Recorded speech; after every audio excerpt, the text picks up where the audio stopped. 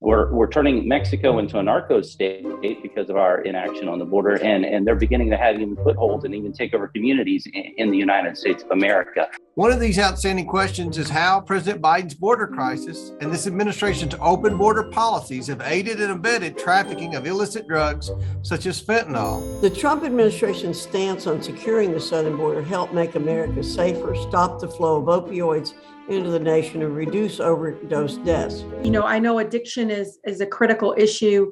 Even as my colleagues focus so much on some of the border and immigration policies, I know within our own country, we just have not done enough to push back and understanding or push back on this rhetoric that we don't have a substance abuse issue and problem in our country, especially with even some, legal pharmaceutical companies pushing, the opioid, contributing to the opioid crisis right here at home.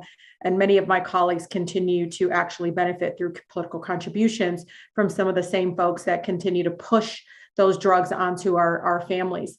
In this time of crisis, it is comical that suddenly our Republican friends once again discover that we have a deficit.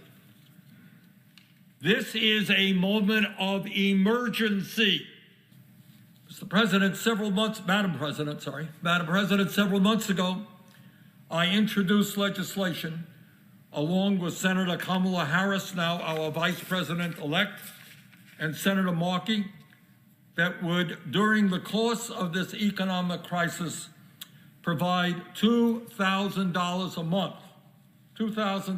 a month to every working class person in this country. And frankly, that is exactly what we should be doing. But unfortunately, given the conservative nature of the Senate, I understand that is not going to happen.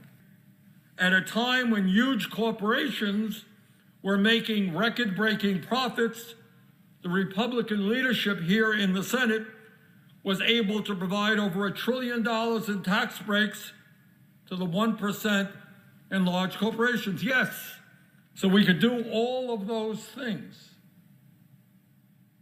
Tax breaks for billionaires, massive corporate welfare, huge military expenditures.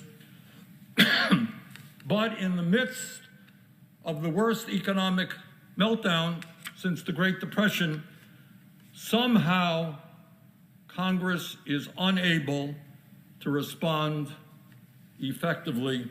The police chiefs of America, who are strong proponents of gun safety legislation to protect both our people and our police, and to keep a sea of firearms out of the hands of criminals, have been strong supporters of a ban on assault weapons since 1992.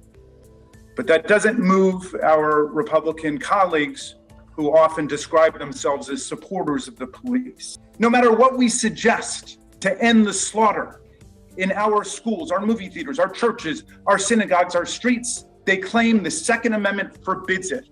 But this is a blatant misreading and misrepresentation of the Second Amendment. In DC versus Heller, the Supreme Court said the Second Amendment does not create an absolute and unlimited right to gun ownership, but rather a right to have a handgun in your home for purposes of self-defense and a right to long guns for purposes of hunting and recreation. But the Second Amendment right itself is subject to reasonable regulation in the interests of public safety and public security.